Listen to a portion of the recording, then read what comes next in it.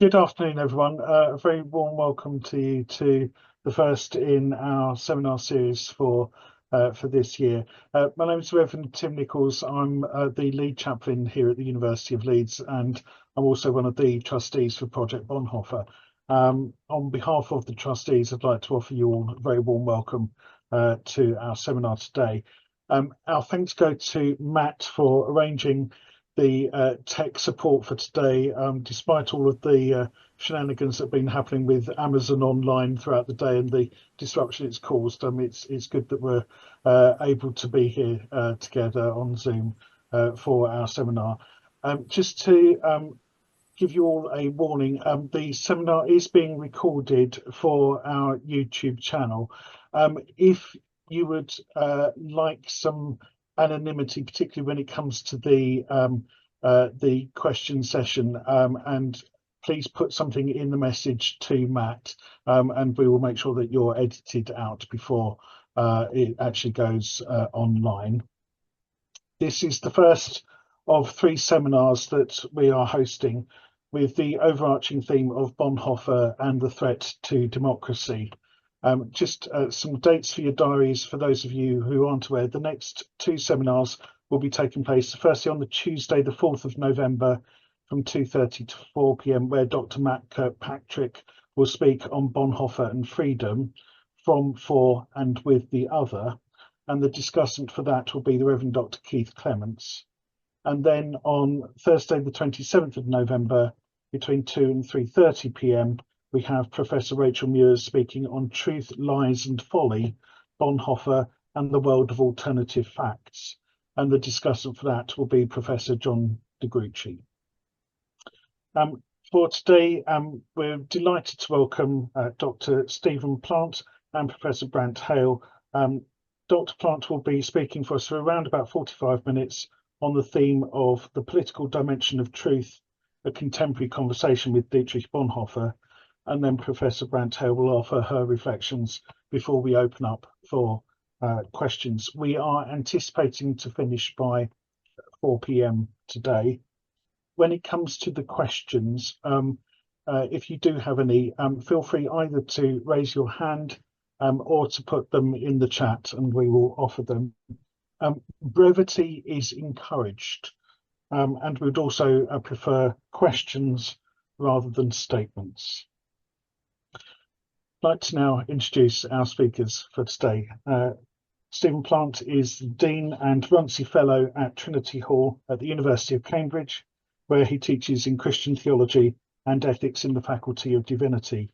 He has written widely on Bonhoeffer, including Bonhoeffer 2004 in the Outstanding Christian Thinker series and Taking Stock of Bonhoeffer in 2014 for Ashgate Press. He previously taught at the University of Durham and in the Cambridge Theological Federation.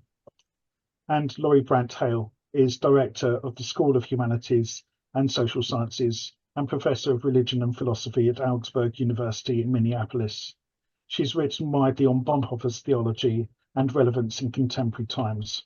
Her publications include Bonhoeffer for Armchair Theologians and Dietrich Bonhoeffer, Theology and Political Resistance.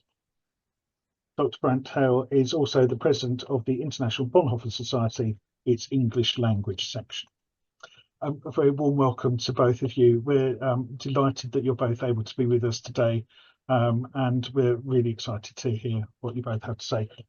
Dr. Plant, I'll hand over to you now. Thank you very much. Thank you, Tim. It's a very great pleasure to be with you and to see quite a few old friends, including Keith and Ellie, on the screen. It's nice to see you.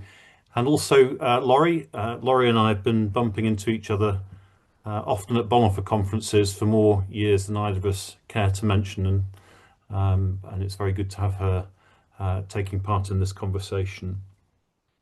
So I want this in this session to think faithfully about truth in politics in conversation with Bonhoeffer, and I think it's important to use that rather clumsy phrase in conversation with Bonhoeffer, because I think it's also important to recognise that while Bonhoeffer is a very provocative conversation partner, it's important not to rely upon him for every aspect of what we wish to do.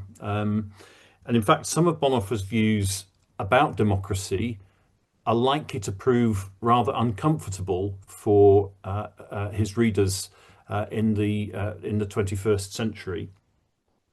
The paper I want to give this afternoon was delivered some while ago in Germany, a few months ago in Germany, in the first instance, a draft of it.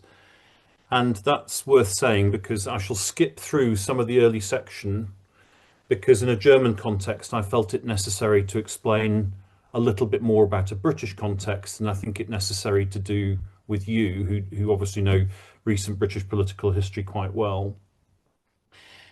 And my paper set out from a quotation from John 18:37, as I guess you could have predicted, in which Pilate asks Jesus, "So you are a king?"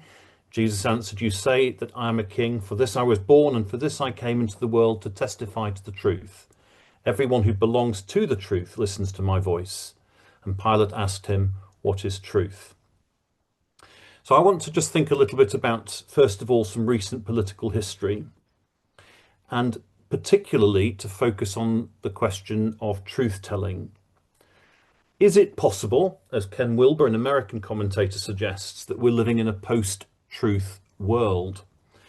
What are we to make of what Peter Oborne, the British journalist, when writing about former Prime Minister Boris Johnson, describes as the assault on truth? So in the first part of what I'm going to do this afternoon, I'm going to set a little bit of contemporary context. And I will eventually conclude that first section by recalling some of the insights present in the work of Colin Hay, a British political scientist. And then in the second part of what I want to say, I want to achieve some theological grip on the question of truth in politics or in political life in conversation with Bonhoeffer. Now, as I say, I don't need to tell any of you that recent years in British politics have been very unusual. A lot of this was kick-started by the Brexit campaign in the years that led up to it and the years that followed it. And in the years that followed it, as you're all perfectly aware, we had the very unusual situation between 2016 and 2024 2024, the general election, of having no fewer than 5 Conservative prime ministers. Obviously, the word unprecedented tends to get overused on these occasions, but that really is unprecedented political turmoil.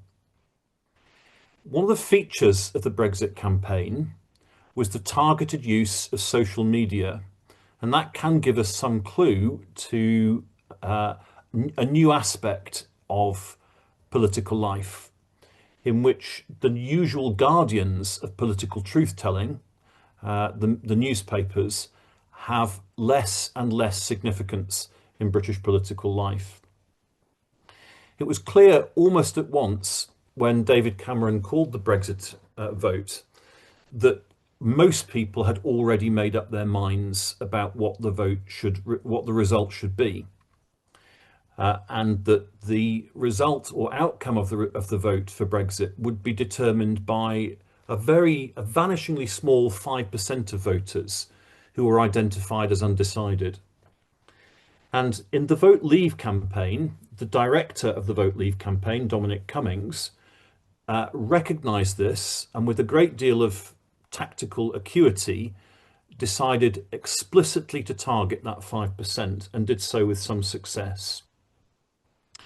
Boris Johnson, and I should say at this point that I'm not trying here to score party political points. I shall try and do my best to keep to the facts of the matter, particularly narrating Boris Johnson's career as Prime Minister, trying to stick to some of the facts.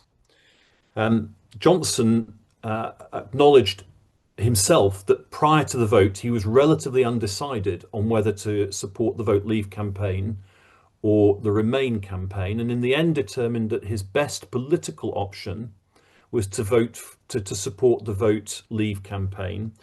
And he became a very useful ally, or perhaps tool, of Dominic Cummings. The upshot of all this particularly after the failed attempt by Theresa May to bring Parliament on side for her version of Brexit, was the triggering by Boris Johnson's resignation as Foreign Secretary in 29 of a further leadership campaign that resulted in his election and his appointment of Dominic Cummings as one of his policy advisors. Now, when Conservative Party members elected Johnson as party leader, they knew what they were getting. They were getting a highly successful and capable political communicator with a good deal of popularity in the country, but also someone who had a track record of having a rather complicated relationship to telling the truth.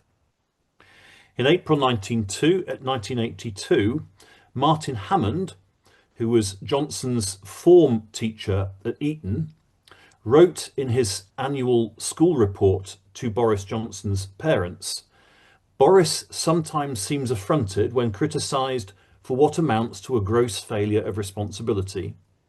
I think he honestly believes that it is churlish of us not to regard him as an exception, one who should be free of the network of obligation which binds everyone else."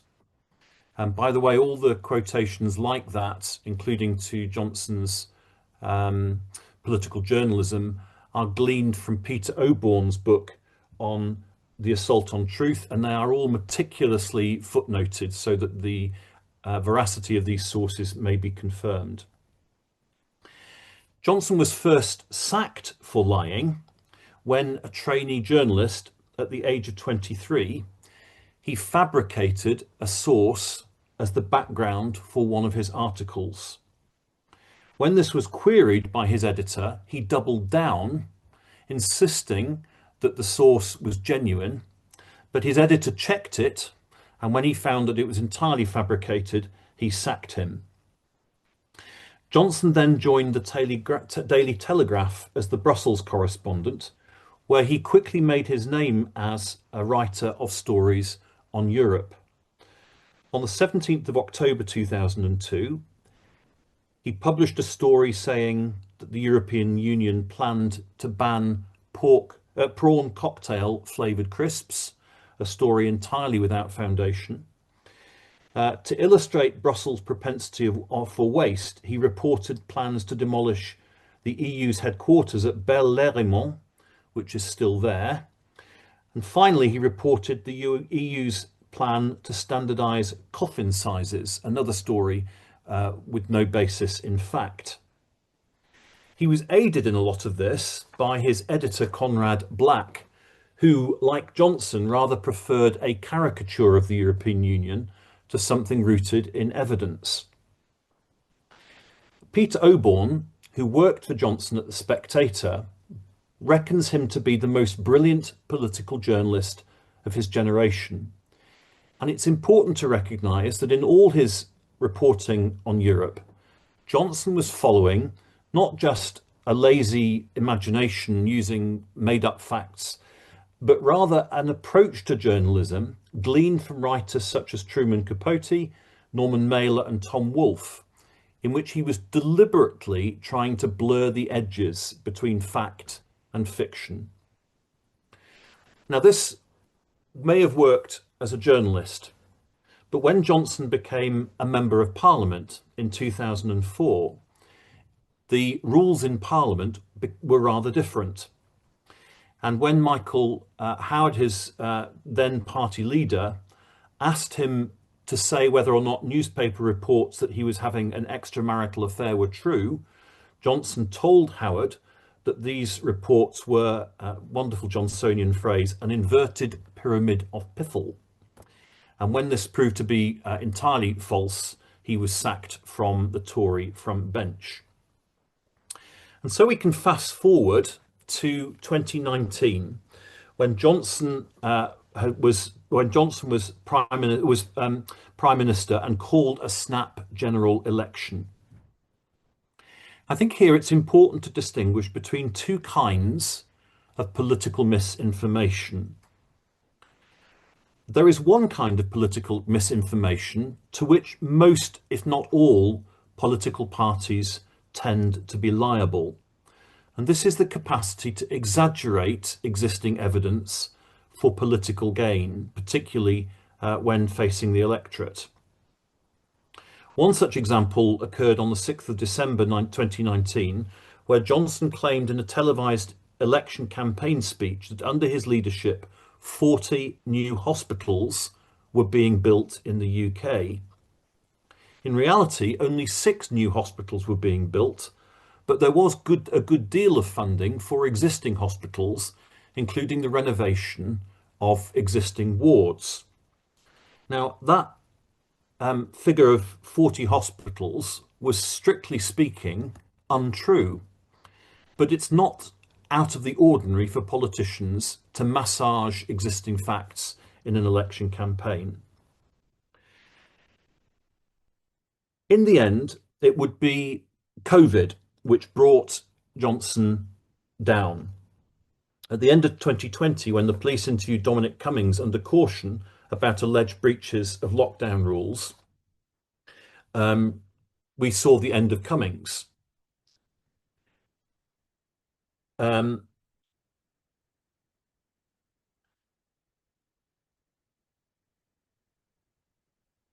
Lost the page. There we go. Johnson too was caught up in the post-COVID scandal. In December 2021, footage emerged of an official at Number 10 joking about how she should respond to a question in a press briefing about alleged illegal parties at Number 10. Boris Johnson in Parliament expressed outrage and she resigned. When Johnson was asked about this in the House of Commons on the 8th of December 2021, he said, "I am sure that whatever happened, the guidance was followed and the rules were followed at all times." And in interviews and in Parliament, he repeated the claim. But photographs steadily emerged of him attending social gatherings at Number 10, at which food and wine were served, and in which Johnson's wife and Chancellor and he for which they would all eventually receive fines for breaches of lockdown rules. Rules, of course, that he had made, making him the first serving Prime Minister to be sanctioned in law. This steady stream of stories began to suggest that there was a culture in government of sitting light to COVID rules when everyone else in the country was following them. Close colleagues of Johnson, commenting on his behaviour for Laura Kunsberg's 2023 documentary series, State of Chaos, accounted for Johnson's behaviour by saying that in his own mind he really had done nothing wrong. Lockdown restrictions initially seemed illiberal to him. He acceded to them only when medical advice was unequivocal. He really didn't think the parties were parties. In any case, he felt he had an overwhelming electoral mandate, and the issue of whether there had been parties during lockdown in Number 10 was trivial and was being capitalised as a pretext for political attacks. Even then, Johnson might have survived had he not committed a cardinal sin in British political life. He misled Parliament. The UK's constitutional arrangements, as you will all be aware, are regulated by the Ministerial Code, which regulates the behaviour of government ministers. Central to this is the simplest of principles. It is of paramount importance, the Ministerial Code tells us, that ministers give accurate and truthful information to Parliament, correcting any inadvertent error at the earliest opportunity. Ministers who knowingly mislead Parliament will be expected to offer their resignation to the Prime Minister. Following Johnson's statement on the 8th of December 21, a civil service-led inquiry began into what the media was now labelling Partygate. Sue Gray's report, when it was published in 2022, concluded that the Prime Minister had misled Parliament and had then failed to correct the record. Between the publication of the Gray report and the 9th of June 2023, about a third of Johnson's 109 ministers and junior ministers resigned from the cabinet, making government in the UK virtually impossible, and he resigned. A subsequent cross-party disciplinary committee of MPs recommended the highest penalty they could impose on him for non-cooperation with the inquiry, which was a 90-day suspension from Parliament, and at that point Johnson resigned as an MP. How are we to make sense of this episode in British political life? Well, in part, it was a function of Boris Johnson's character, in part a consequence of the intractable problems that faced the Conservative government following Brexit, and in part a consequence of a deliberate and revolutionary attempt to reshape British political life and values by transgressing the unwritten rules of the British Constitution. Just as an aside, a few days ago, we had in my own college an admission of honorary fellows to the college fellowship, and one of the two honorary fellows that we admitted was Sir Tom Scholar, who is an alumnus of the college and had previously been Chief Secretary to the Treasury under Liz Truss. And he was famously sacked by Liz Truss because he advised her against the Kwasi Truss interim budget, which brought the downfall of her 49-day administration. He was sacked and then won a discipline case, and is now chair of Santander Bank. So it was very interesting talking to him about the economic crisis, but it just reminds us just how extraordinary this sequence of Truss and before her Boris Johnson have been in British political life, when certain unwritten constitutional practices such as not sacking leading civil servants who criticise or argue with you were all overturned. Now, I do think that it's important not to become too hysterical about recent British political history. In the end, the political system in the United Kingdom, meaning both parliamentary regulation and the scrutiny of the media, combined to put such pressure on Johnson that he was forced to resign. Even a charismatic politician in the UK who misleads Parliament will eventually pay a political price. Recent political events in the UK have also underlined the rising influence of social media on public opinion, but I'm not going to talk about that today because it will be the subject of some later of a later seminar in this series. Now, in what I'm saying, I think I have been suggesting two things that on the face of it seem contradictory. On the one hand, in recent years, the UK has experienced significant pressure in political life as a consequence of the willingness or perceived willingness of politicians to manipulate the truth for political ends.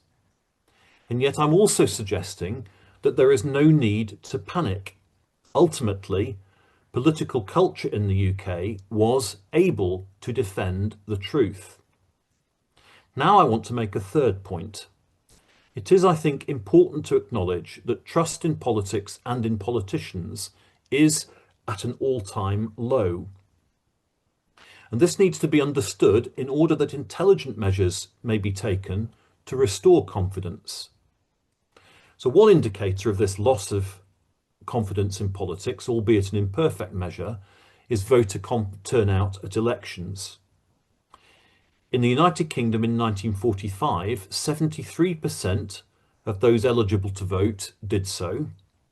In 1950, 83.9% of eligible voters voted. Since that date, voter turnout has steadily declined.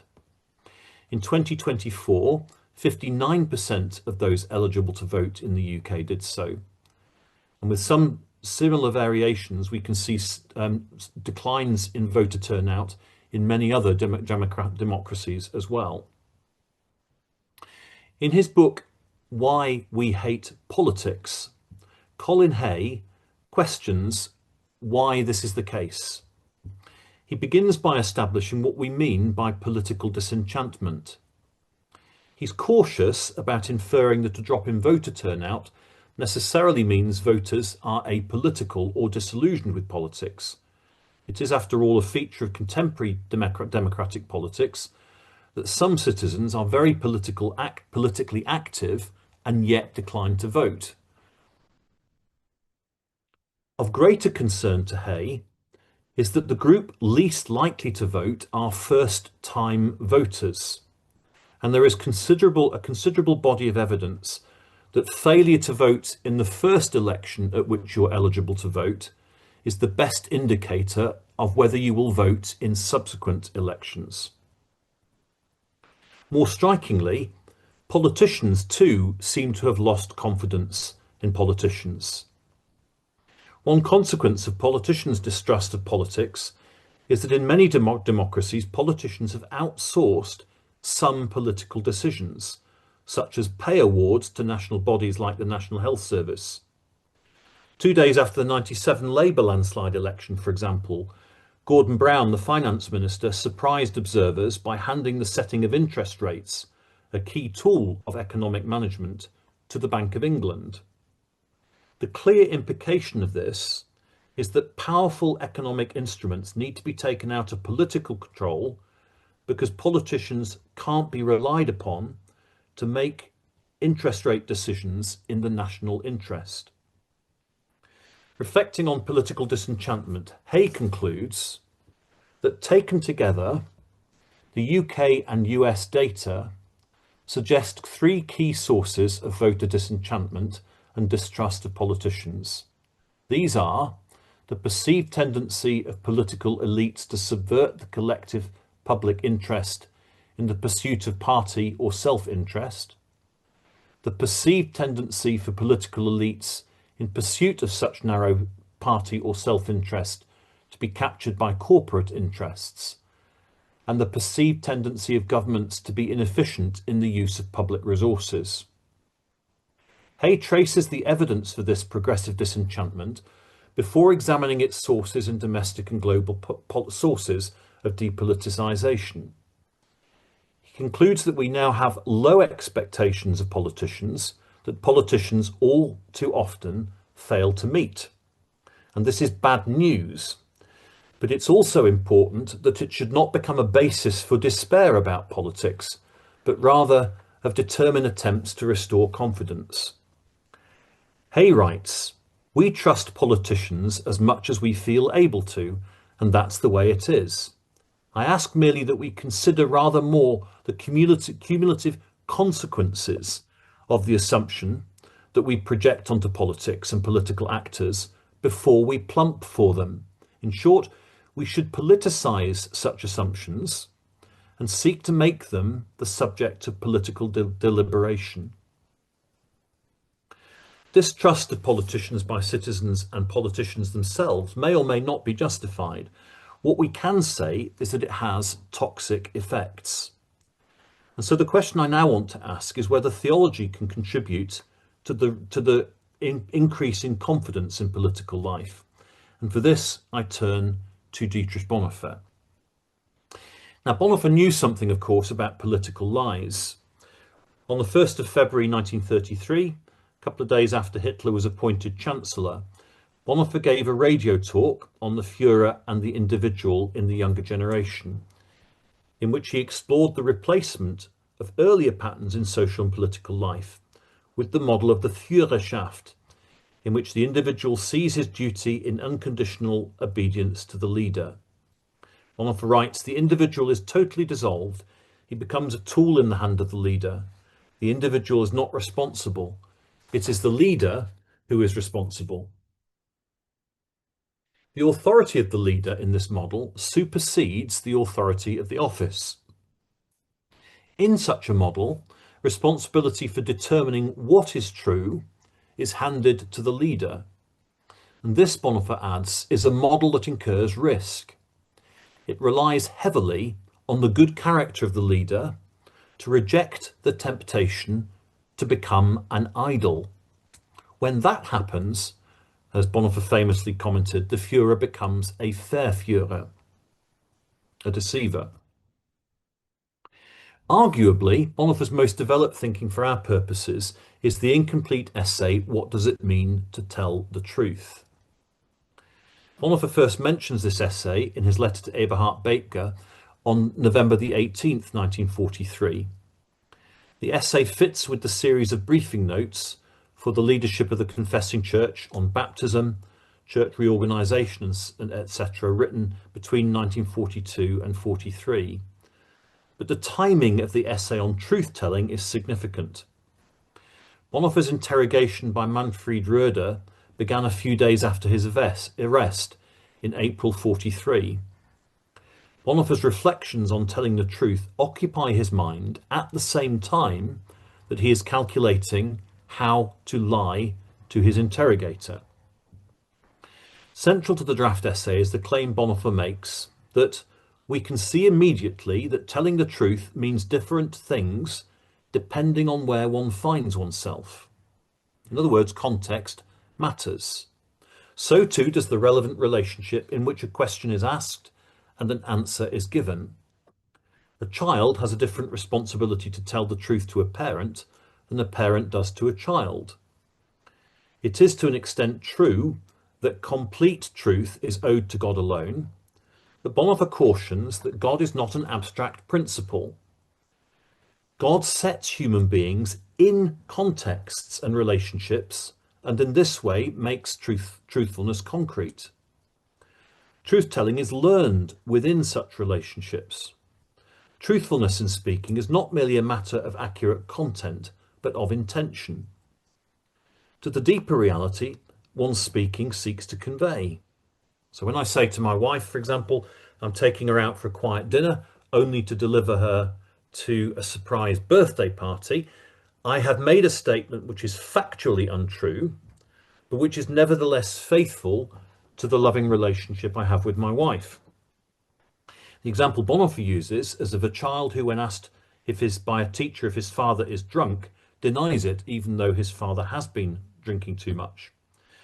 Bonhoeffer writes that the teacher is the one who has acted falsely in asking an improper question, and concludes by asking, how does my word become true? By recognizing who calls on me to speak and what authorizes me to speak, by recognizing the place in which I stand, by putting the subject I am speaking about in this context. Now, I don't think many of us would doubt that truth-telling is in some sense contextual, but Bonhoeffer's three rules leave quite a lot of work to individuals to do before making judgments about how to speak truthfully. How am I to decide which lie is justified and which is not justified in particular contexts? I can see a couple of problems with this. One problem, just very briefly, for those involved in the conspiracy, as Bonhoeffer was, is that they were not technically trained in how to sustain telling untruths. There's a story which has emerged fairly recently from one of the people travelling with Bonhoeffer in the vehicle taking him from Buchenwald concentration camp eventually to Flossenburg. The man with whom he was travelling, Joseph Müller, was a Catholic lawyer who had collaborated with Bonhoeffer and had made a few visits with him to the Vatican during the war as part of this process of finding out how the Allies might react to a coup. And Müller, who was a skilled diplomat with experience of spying, took the opportunity of asking Bonhoeffer, and this is Müller's own recollection, how he had justified his their exemption from military service. Bonhoeffer replied, they threatened me that they would go after my fiancée, so I said I had indispensable to the war effort status. Müller replies that he was baffled by the reply. Dietrich, my friend, he replied, that will never do. Why did you not simply use me as your cover? Now, Müller was experienced in how to dissimulate, and it looks like Bonhoeffer was less experienced. A few days later, at Flossenburg concentration camp, we now know that SS Judge Otto Thorbeck, who was trying Bonhoeffer, recorded that Bonhoeffer made no attempt to lie or misrepresent events, readily confessing his involvement in attempted regime change through the means of removing Hitler by force. He freely confessed to high treason, which was already apparent from documentation submitted to the court. Now, I don't take Thorbeck's word absolutely at face value. He's an SS judge trying to defend himself to a Nuremberg trial. But nevertheless, it does have the ring of veracity, and perhaps at the end, Bonhoeffer was relieved simply to come clean. Bonhoeffer himself recognises that the long-term damage is significant of telling untruths. In his Christmas 1942 essay for fellow conspirators, after 10 years, he famously speaks about the impact of lying. We have been silent witnesses of evil deeds. We have become cunning and learned in the arts of obfuscation and equivocal speech. Experience has rendered us suspicious of human beings, and often we have failed to speak to them a true and open word. Unbearable conflicts have worn us down or made us cynical. Are we still of any use? So finally, let me just say a word or two of truth. And Tim, I'm conscious of time slipping by. You promised kindly to remind me when I was drawing near to the truth, but I'm keeping an eye on the watch. As early as 1933, as we've seen, Bonhoeffer was thinking about truth. What might truth mean in conversation between members of different confessional traditions? In a discussion paper for an ecumenical conference at Basel, he wrote that for Protestants, truth is to be understood as the truth of the Word. And this makes the former in the Church of the Word of God itself. It's the Word of God itself, and the word of the confessing community in which the gospel is properly taught. Bonhoeffer's explanation that doctrinal statements join God's words with human words, making confessional statements at once absolute and relative, absolute as God's word, that is, and relative as human words, is a very interesting conclusion, that words can have an element of the human and an element of the divine. There is, so to speak, a sort of Chalcedonian quality to Bonhoeffer's thinking about truth in this essay, in that the church's speech is truly God's speech on the one hand, and truly God's speech, truly human speech on the other, and yet unconfusedly, unchangeably, individually, and inseparably, it is both human and divine. The key word in the discussion paper is therefore a word with a Christological valence, and that is humility. In relation to God's word, but also crucially in relation to the fellow Christian with whom one engages in dialogue, confidence in the truth leads the dialogue partner to humility in conversation. So what might it mean for the church to speak truthfully to the world? Well, the document here that's of particular relevance is the essay written in 1933. It's the essay written during the war years on the possibility of the church's message to the world. Bonhoeffer begins this text by noting that the world resembles a car stuck in mud with its wheels uselessly spinning. No help is given to the world if the church addresses it with general ethical principles. Similarly, the truthfulness of the church's doctrines is also insufficient in itself as a criterion for the church's address to the world. Bonhoeffer follows his statement with a dramatically expressed reservation. The church should not be in the business, any more than Jesus was, of offering solutions to the world's problems. Jesus' word is not an answer, he writes, to human questions and problems, but the divine answer to the divine question addressed to human beings. It is, as it were, a word determined from above and not from below. And for our purposes, when we're thinking about truth in politics, this is a very striking possibility. Bonhoeffer seems to be suggesting that the church would do best to speak of the truth of God's word rather than to try and propose solutions to the world's problems.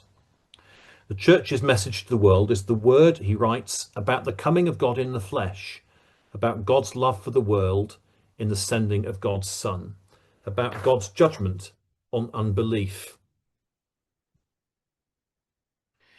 The church then has its calling, but so too does government. And this is the part where I think I need to say something a little bit slightly uncomfortable about Bonhoeffer's own political viewpoints.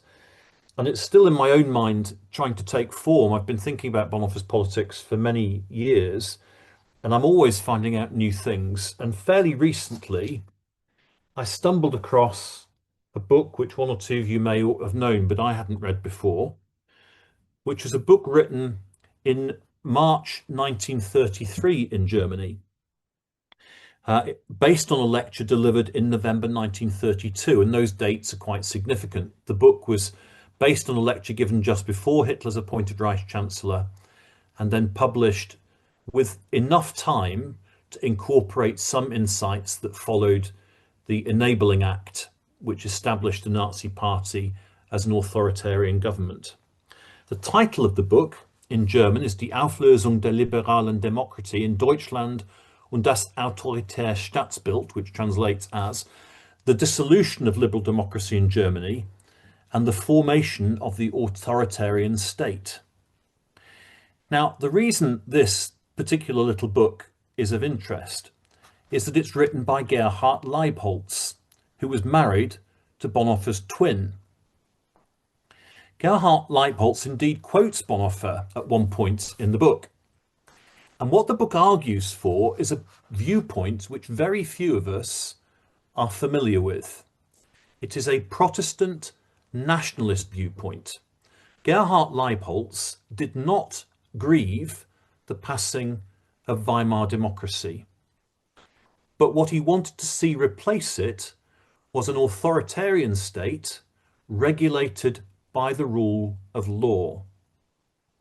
That is not the same thing as the general view of liberal democracy most of us subscribe to, I suggest. You might disagree with that, but this idea that that Leibholz was proposing was that the Protestant faith should provide an ideological spine that would be the regulating feature to keep an authoritarian state in according to law, making it a legal state. Now, as I've read this book through in recent days, I'm profoundly struck by the resemblance of what's in here to the political views that Bonhoeffer expresses, both in correspondence in 1939 and 40, but also in particular in the ethics themselves. He didn't believe in the replacement of the Nazi state with a democratic state. He didn't think this would work in the near future in Germany. He wanted to replace it with a military dictatorship, an authoritarian state that would be regulated by the rule of law, much as his brother-in-law had once suggested. So I think Bonhoeffer offers then, in conclusion, some fascinating insights into what it means to tell the truth. Some fascinating theological insights, but the work is left to us to do to apply these theological insights to politics, because Bonhoeffer's political situation is quite different to our own. One of the most consequential divides in Christian political theology is the divide between the political theology of Thomas Aquinas and that of Augustine. Aquinas saw politics as being already instituted before the fall. Augustine, and following from Augustine, Luther, and following from Luther, I think Bonhoeffer saw politics as God's gracious means of regulating human life after the fall. In other words, the fall was not original to humanity, but was a device by which God regulates human life in the context of sin. Bonhoeffer had more reason than most to be cynical about politics. As a citizen, he lived through one of the darkest periods in human history. In order to pursue truth in that terrible context, he learned to lie. But in order to do so, Bonhoeffer had to believe steadfastly in truth. He believed specifically in the truth of the Word of God, and he believed in Jesus Christ as the true Word of God. He also believed in the possibility of a word of the Church to the world. Finally, Bonhoeffer believed in politics, not as the means of human redemption, but as one of the means by which God graciously preserves human life in a world that is fallen. Thank you. Perfect timing. Thank you very much. That's lovely. Thank you. Laurie, over to you. Thank you very much. Thank you. And thank you, Stephen, for this really rich and thought-provoking essay. So again, thank you to the organizers of this event for inviting me to be part of this conversation. And I greet all of you who are here today. And I greet you from the United States of America, where Donald Trump is in his second term, where we are in the 20th day of a government shutdown, where 30% of our citizens sympathize or adhere with Christian nationalist views based on research done by the Public Religion Research Institute. And so I just give you that information by way of context. And so when I was, I had access to Stephen's paper in advance, and as I was reading this and thinking about the sort of narrative that you open with around the sort of current events or recent events in British political history, I was really struck by the narrative of Johnson, who sort of skated through. I mean, he suffered some consequences as a journalist, right? He skated, you know, as a child and as a journalist, but it was also praised for his what was the way you put it, the political savvy that his colleagues saw in his imaginative journalistic, you know, endeavors.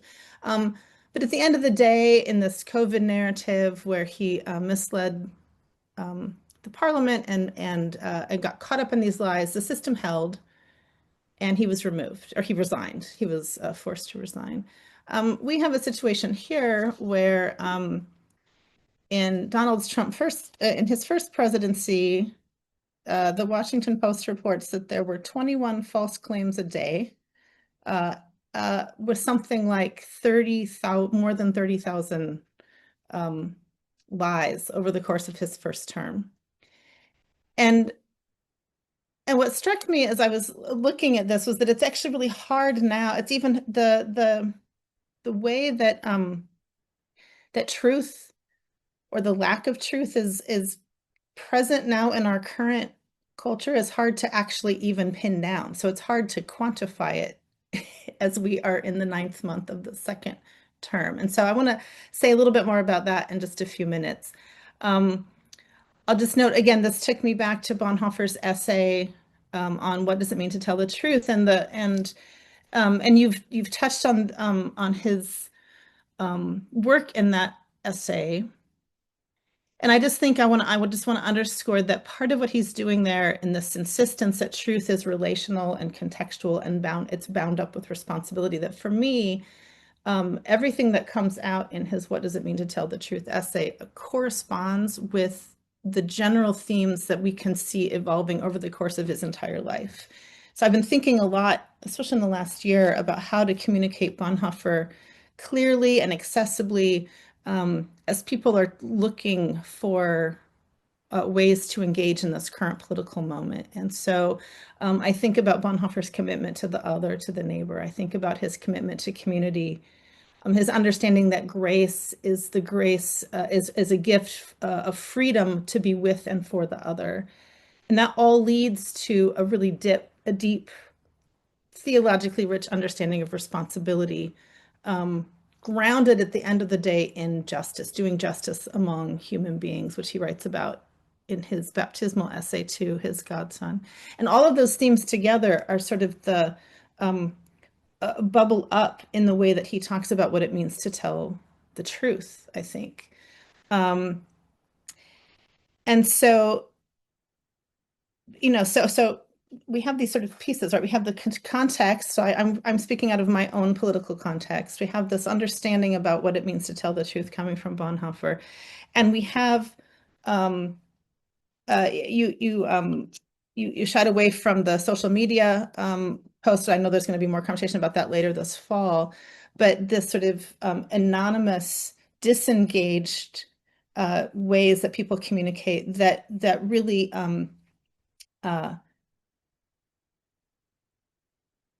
really gets at the ways that you can't be in relationship with people about telling the truth the way that Bonhoeffer describes, when you're doing it anonymously, when you're trolling, when you're posting things online. And so that's another dimension. But I thought it might be curious. I just was thinking, going back to the sort of Boris Johnson, where the system held moment, I was trying to get my head around how we even describe the current political moment, in, whether it's about truth or not truth, truth or lies. And so I thought it might actually be interesting to put Bonhoeffer in conversation with Harry Frankfurt. And if you're not familiar with this little book, so Harry Frankfurt wrote a little book in 1986, and you'll have to forgive me, but I'm quoting the title. It's called On Bullshit. And he actually makes a distinction between liars, people who are liars, and people who engage in bullshitting. And so it's a technical term. I'm using this as a technical term. But and again, this doesn't line up. I mean, I think there's ways that that Frankfurt and Bonhoeffer can engage each other. They're not doing the same thing, obviously. But I think this is a helpful, for me at least, a helpful way of thinking about this current moment, because liars are telling something that they believe to be untrue. So they have a relationship with the truth. This is in the Frankfurt model. Bullshitters have no relationship with the truth. They don't care about the truth. They are making claims. Again, I think this is maybe pushing your political exaggeration point, Stephen, a little bit further, but they are making saying things, making claims to achieve particular ends, and they actually don't care about the truth, and they don't care about the relationships. And so this is where I was sort of thinking about ways that we're engaged right now in a culture of deception, where things that we have taken collectively as goods are now being distorted. So I see this across multiple categories. So we could talk about, and this is happening in the United States. You can tell me how broadly this is happening around the world. But so if we think about diversity, equity, inclusion initiatives that for years people have worked to secure and do this work where it was about access and equity and fairness, and giving folks an opportunity that maybe had been systemically disenfranchised in the past, that is now being distorted into reverse discrimination, ideological waste. It's there's a distortion. If we think about environmental protection and climate change, safeguarding our health, our ecosystem, our long-term sustainability on this planet, that's being distorted as some kind of regulation-heavy agenda. We could talk about it with public health, scientific progress, right? Where for years we have developed trust in our experts and our scientific experts, and now it's being portrayed as agenda-driven rather than the kind of progress that we want. We can think about it in terms of other rights of individual groups, where civil rights that have been, again, hard won and sort of collectively understood to be good are now being undermined as giving, it's being proposed as being unfair advantage, that kind of thing. So whether it's talking about other kinds of democratic norms, higher education, I'm feeling this in my own work in that regard. And so, I'm wondering how these patterns, sort of dismantling the kind of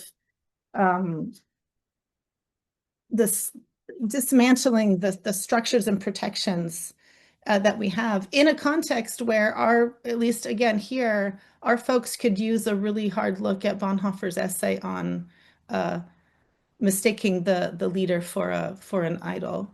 That there's this sort of overarching deception. And I'm just wondering how this plays into your work, Stephen, and what you're thinking about how Bonhoeffer helps us when the foundation of his understanding of what it means to tell the truth is entirely relational and about building community and recognizing the humanity of others. And I think that's missing. And so the conversations feel off, right? So instead of talking to our neighbors and colleagues, especially those with whom we disagree, about how to achieve a certain end, we're actually arguing about whether that end is the right one at all. And so that feels like we have taken that notion that Bonhoeffer describes in After 10 Years about the masquerade of evil, how all of our concepts have been thrown into disarray, that everything that we have understood is, or everything that we consider to be problematic or evil has being presented as light and social justice and historical necessity. I feel like that's happening on a daily basis now, where our concepts of what is right and true, those concepts are being turned upside down. And so I guess I've been putting this out here for your comment and for other questions. And I think, but I would leave it on, I do want to leave on a note of hope, I think, maybe. So in this moment where I think I agree, there's a lot of political disenchantment. I participated myself this week in the No Kings protest that happened. And if you were watching the news, so there were between 25 and 2,700 sites in the United States with a protest against the current administration. Where in my city where I live, the estimates are between 100 and 150,000 folks came out, and they're totaling the entire protest as the largest protest in American history, with nearly 7 million people participating. That gives me hope. Because it really was a celebration of humanity. It felt like a moment of truth, insofar as it was about raising up, lifting up people and relationships and communities. So I feel encouraged by that. But those are my thoughts. Those are my I have sort of implicit questions, and I would like to hear what you have to say. Thank you very much, Laurie. Stephen, did you want to come back in at all on any of those observations? Thanks, Laurie, very much indeed. I don't disagree with any of that. I left out, you're right, Bonhoeffer's experiences in several contexts, at Finkenwalde, before Finkenwalde, in New York, even to an extent in London in his pastorates, where he's experiencing forms of community. I've said already in print, actually, I did an article on Bonhoeffer and politics in a handbook on Bonhoeffer, and I said this then, that I don't think Bonhoeffer's quite the finished product. When I read what he's writing in prison, in particularly perhaps in the fiction in prison, it seems to me he's pulled in two directions. On the one hand, there's this direction which I've alluded to in conversation with legal theorists like his brother-in-law Gerhard Leibholz, which wants an authoritarian state. And then on the other hand, there's this emerging freshness from those more community-based experiences, and you begin to read this in the fictional stuff, the play, and the where he hasn't quite worked out what he wants to say. I think I mean, he was only 37, 38, 39. Would any of us who are older than that wish to have our views fixed at that point? I certainly wouldn't. I think had he had longer in life, he might well have found a way to draw those two insights together. The idea of the value and importance of political order in Germany on the one hand, and the rule of law, and then also these new perspectives that I think you're adumbrating to. So in a sense, they're both true Bonhoeffers, but I don't think he had quite reconciled them himself. I'd be interested to know what you thought of that, Laurie, because we tend to hold him to account as a finished product, but I think he's still working some of this out. Yeah, I mean, my favorite line from the fiction comes from the speech of the Major, where he says that our task in life is to learn how to live with with one another, to learn with other peoples, regardless of their ideas, thoughts, and convictions. And I think, this is, for me, this is just such a sort of clarion call to community and to the inherent value of others, that really throws the door open to who is included. I mean, this question of who is your neighbor, who is included in the neighbor, I think is great in that context. But I think you're right. I think he's wrestling with big questions there. He's wrestling in the outline of the book that he writes in the fall of 1944 with what it means to be the church, and is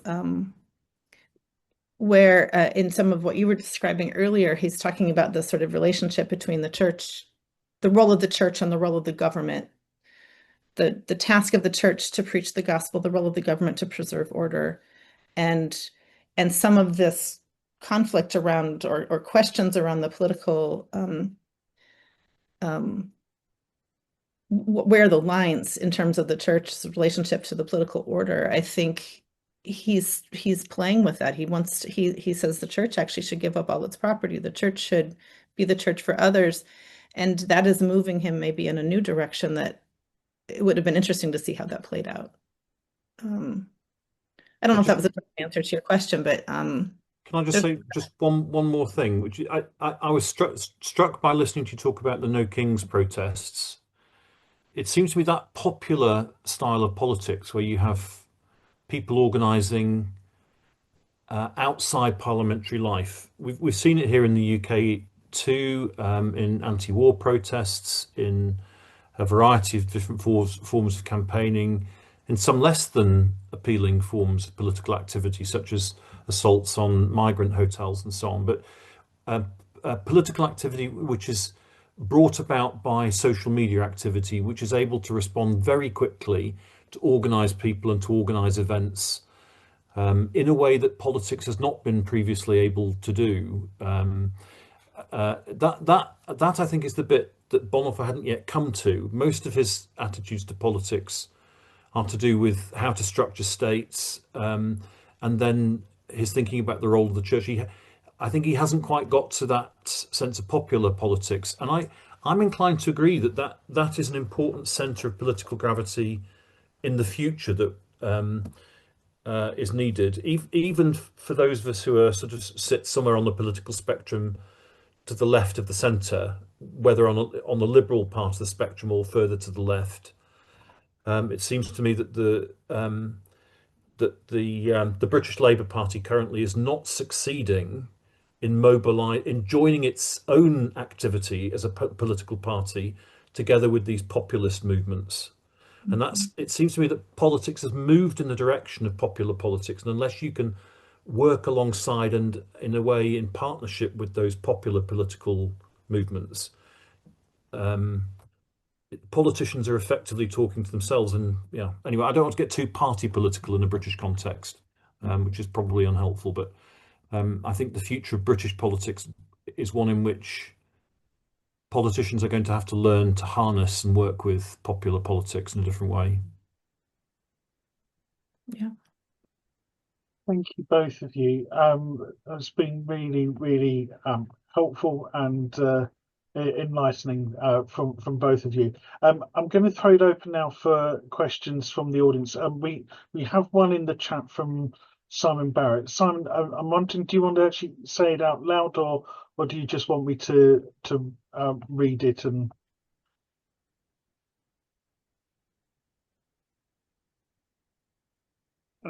hang on, just coming online. Yeah, I mean, I'll express it because the nuance of it might be lost. It really goes back to what Stephen said. Stephen, good to see you after many years.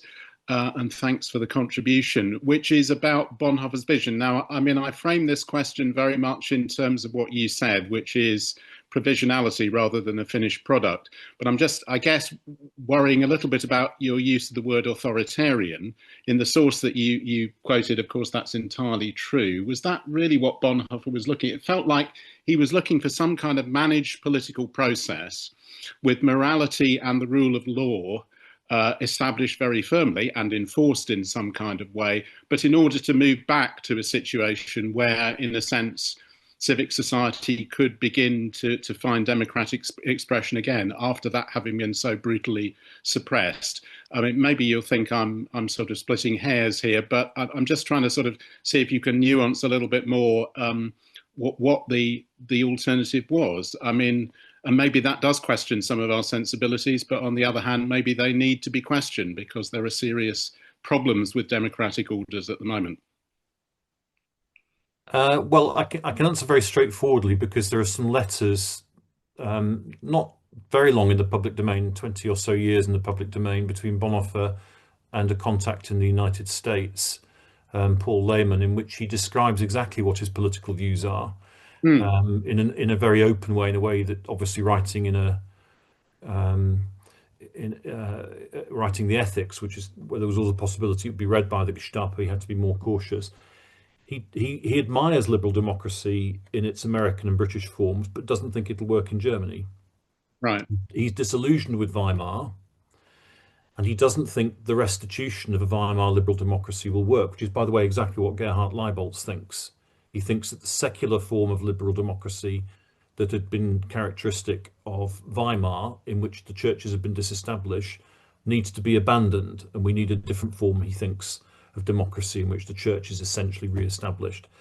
Bonhoeffer thought that it would be at least a couple of decades before Germany would be ready for democracy on the American stroke British model, a constitutional liberal democracy. He didn't think there should be freedom of the press. He didn't think there should be freedom of speech. There should be limits on freedom of speech overseen by a robust legal framework. Now, as it happens, and this, by the way, isn't with hindsight, as it happens, he was wrong. If you look at another parallel resistance group, the Kreisau Circle, their model of democracy became the one which was the template for the Federal Republic. And they are explicitly clear on how that should be done in a German context. And it's their model, which then is unfolded in the Bundesrepublik, actually very successfully. It's one of the most remarkable stories of 20th century politics, that a country was able to move from the Nazis to a functioning democracy in West Germany within a few years. It's a remarkable story. But Bonhoeffer had no confidence in it. Now, as I say, I've never thought that Bonhoeffer should be taken, and I doubt he would have thought so either, as a template for all our own views. We have to take responsibility for our own views. I find him an extraordinary theologically provocative figure, but even at the time, for instance, when he meets Karl Barth and tells him about the plot when he sees him in Switzerland, he makes a couple of trips to Switzerland in the war, Barth says to him, categorically, you are making a mistake. A German military coup is not the way to go. You've got to let the whole thing collapse and start again.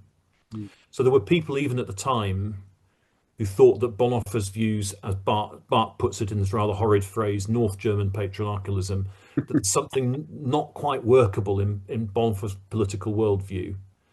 Now, my best guess is that along with a number of other people in Germany, in the post-war German period, very successfully and extraordinarily quickly, German Protestant nationalists like Martin Niemöller flipped their political views and became advocates for West Germany. They moved from anti-Semitic nationalist German Protestants on the one, within about 5 or 6 years, to being leading architects of the Bundesrepublik.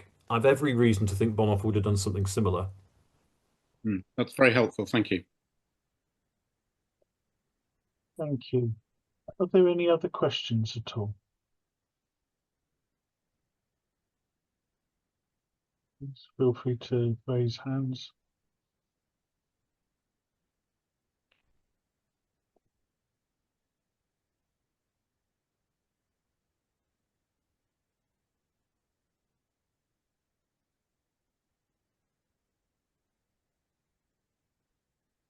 I was intrigued by the breaking downs of Harry Frankfurt, who I'd never heard of the concepts of liars and bullshitters from here on in.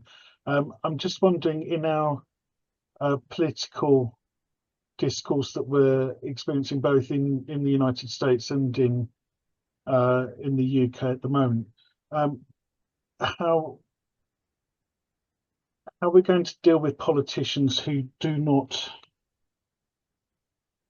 care about the truth at all, and how the church is to respond to that?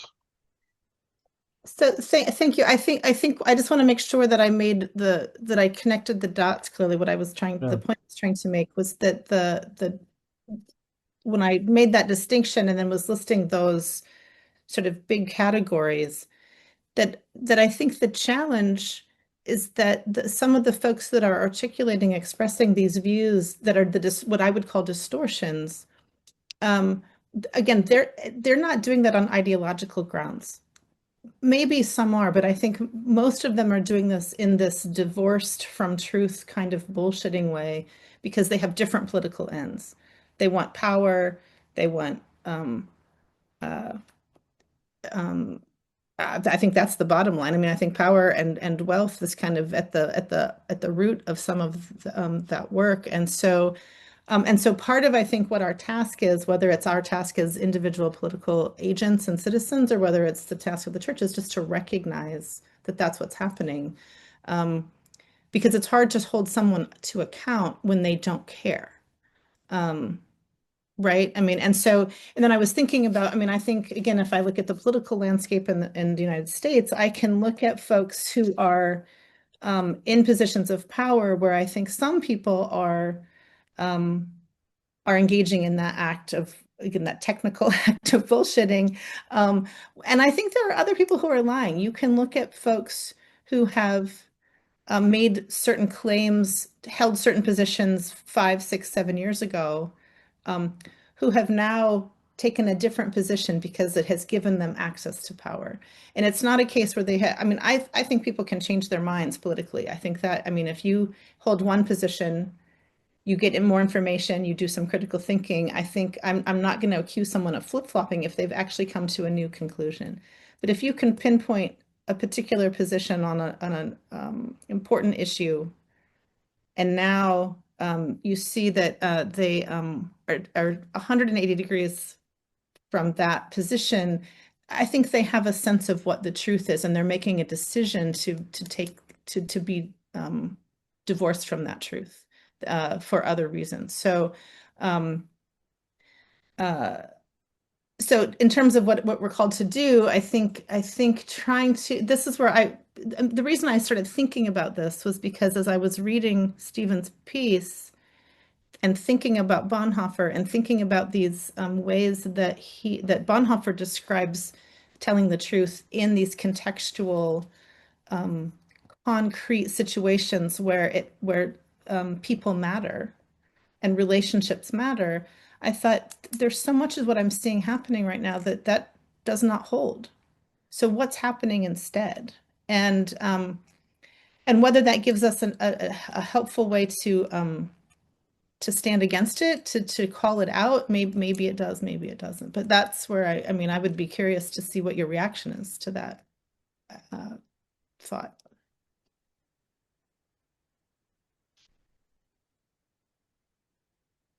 Stephen, did you want to come in on that?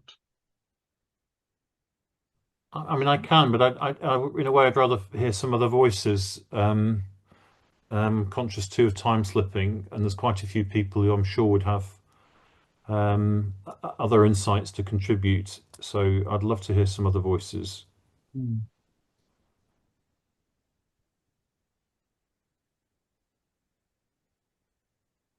Ellie.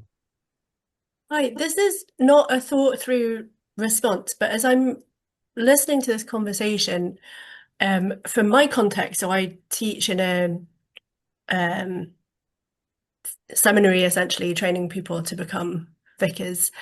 One of the things we end up talking about is partly the individual responsibility of each of our students when they go out and they're going to be in parish and they're going to be, public representatives of this particular brand of church, and how that puts a great weight of responsibility on each individual's shoulders, right? And I was thinking about that, Stephen, when you were talking about Bonhoeffer's essay and how telling the truth and working out what your context is and how you should respond to truth telling in your particular context. That was a parallel for me. And I think one of the things that we end up talking about is finding your network when you are in parish. So part of what we do in formation here is kind of thinking, well, will there be an ecumenical group of church leaders that you can kind of reflect with, or can you do some interfaith reflection, or can you find a core group in your parish church or churches that you can reflect with, so that you're not just isolated in a position of responsibility having to make all these decisions by yourself.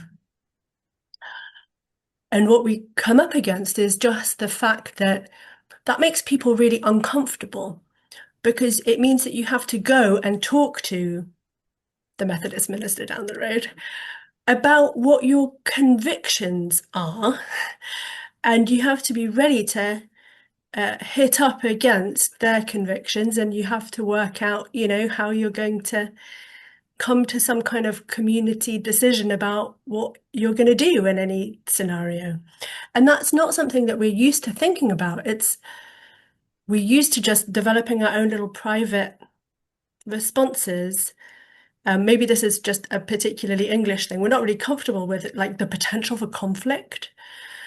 And so I think a practical thing, this is not obviously the solution, but a practical thing that we talk about here is, how are you going to be supported by others and supporting others in your positions of responsibility?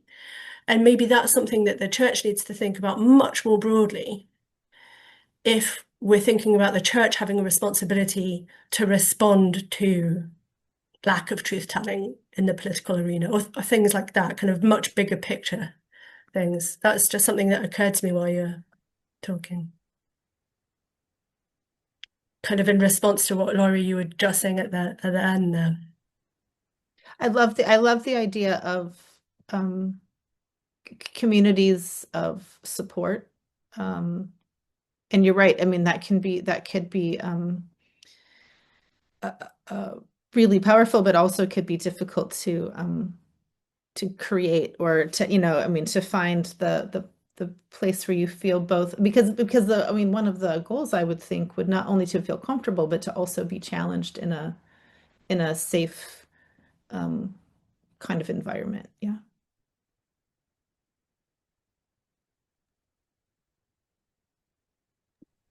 I suppose the only part of my own paper, if I'm reflecting critically on my own words, that I think it's important to reiterate again and again is the importance for confidence in political engagement, and that striking figure of voting behaviour in the young being, the 18-year-olds are the least likely to vote.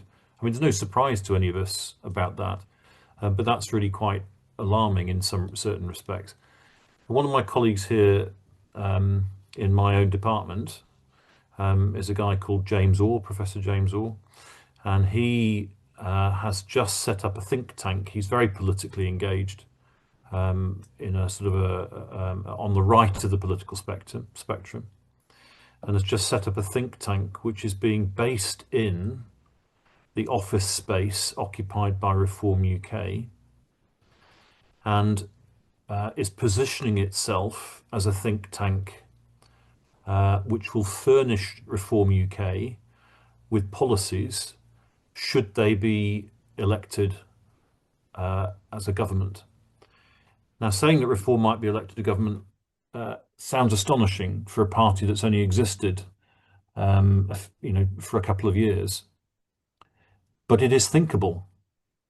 They're riding high in the polls, and James Orr, in a recent podcast with Amal Rajan, a podcast called Radical on BBC Sounds, said something which I found very thought-provoking. He said that 100 years ago in the UK, the bicameral political system in which Whigs or Liberals and Tories basically alternated in government, it was unthinkable to anybody 100 years ago that this 2.5 century pattern in which Liberals and Tories had alternated in government would disappear.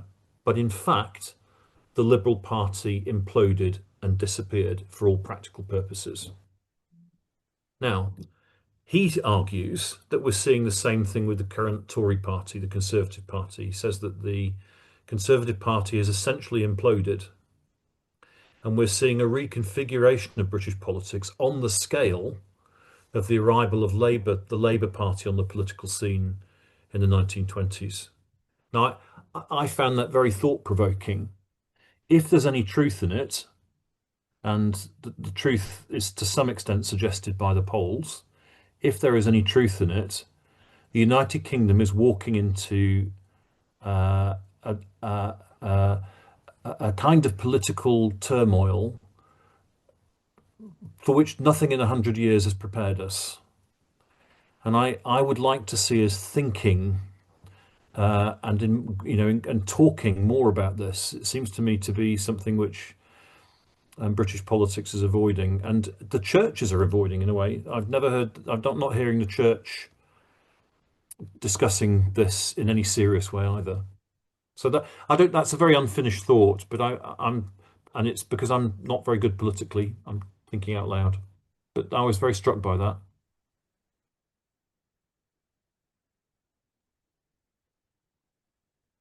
Thank you. Robert, you've put something in the chat. Do you want to speak to what you've put?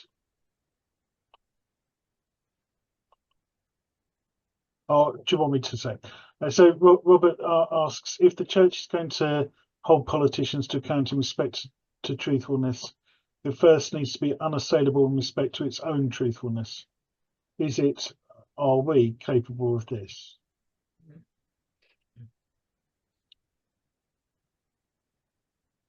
Any thoughts on that? I think there's a hand up, Tim. Migrant support is the name on the screen, but okay. Hello there. Yeah. I've got a family connection with this. My great uncle was a chap called Ernst Cassirer, who became quite a philosopher and was absolutely passionate about the need for the Weimar Republic.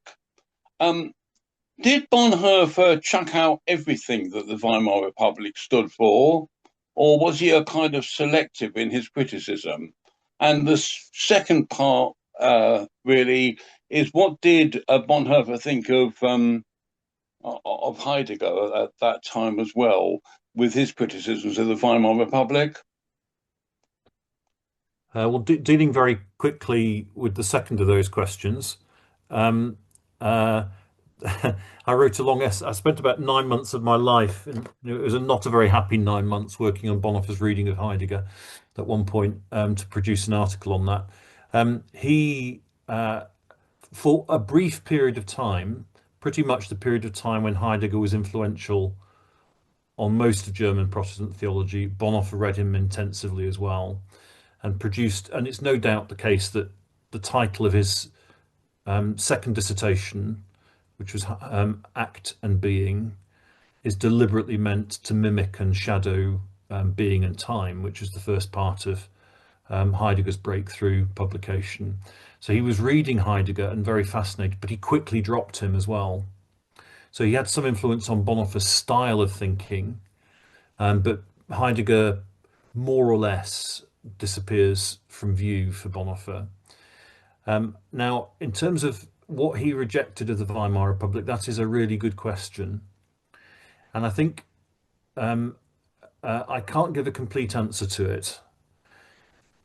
I think it's the case that he was suspicious of its secularism. He was suspicious of its populism, the idea that it rested on popular political parties. We know Bonhoeffer's voting habits in the period partly because he wrote about them in correspondence with someone like his friend Franz Hildebrandt. Bonhoeffer voted Catholic Centre Party. He didn't vote for the Protestant Party, but mainly because in the run-up to 1932, the 32 election, he thought that the Catholic Centre Party was the only party that had a chance of opposing the Nazis. But it is certainly the case that Bonhoeffer did not grieve the end of the Weimar Republic. He associated it with political chaos, with violence. I agree with your great uncle, actually. I think the Weimar Republic was sorting itself out. It had got the economy under control. Inflation had dropped dramatically to more or less normal figures. And if the Nazis hadn't been elected, hadn't had the large share of the popular vote that they received in 32, Weimar might well have survived. It was not quite the sick political constitution that many at the time and since have accused it of being. But yes, I can't altogether answer your question because I can't think of a place where Bonhoeffer discusses it in detail. Thank you. And I would just, I'm not going to add to that question. Thank you, Stephen. But Timothy, in response to the question that came in before, I think that's a really a salient point. And I would, maybe I would just suggest, I mean, I think church groups often, if they're going to do readings of Bonhoeffer, they often read Discipleship, they often read Life Together, but maybe a church reading group on what does it mean to tell the truth would be an interesting exercise. Interesting, or maybe even dispiriting occasionally, depending on the church council, from bitter experience. But yes, thank you. Are there any other questions? We've just got a couple of minutes before we reach our deadline time. If not, then can I just offer a very warm thanks once again to Stephen and to Laurie for very thought-provoking. I have to say there were elements of both of your presentations that were hopeful, but also I think just the nature of what we're talking about today, some of it is rather dispiriting, probably a nature of the times that we're living in. But thank you both of you for really helpful presentations for our thinking going forward as well. If you can, or from your spaces, give a round of applause to both Stephen and Laurie, and thank you so much. Thank you very much for listening so attentively. It's been thank you. Much appreciated from you. If any of you do not want your faces to be a part of the presentation going forward, if you can just message Matt, or if needs be, get in contact with Project Bonhoeffer, and we'll make sure that your details are not part of the recording going forward. And just to clarify, it's only people who spoke who will appear on the recording anyway. Right. Okay. That's helpful to know. Thank you. You can tell what a Luddite I am as part of the process there. And just to remind you again that our next two seminars are Tuesday, the 4th of November at 2:30, where Matt Kirkpatrick will be talking on Bonhoeffer and freedom, and Keith will be the discussant for that. And then on Thursday, the 27th of November, where Rachel Muirs will be speaking on truth, lies and folly, and John DeGrucci will be the discussant for that. So we hope to see you at both of those. If you haven't yet, then please do book in for those through our Eventbrite pages, and we look forward to seeing you at those. But once again, my thanks to Stephen, to Laurie, and to all of you for being here today as part of our seminar, and look forward to seeing you all soon. Take care and all the best. Thank you.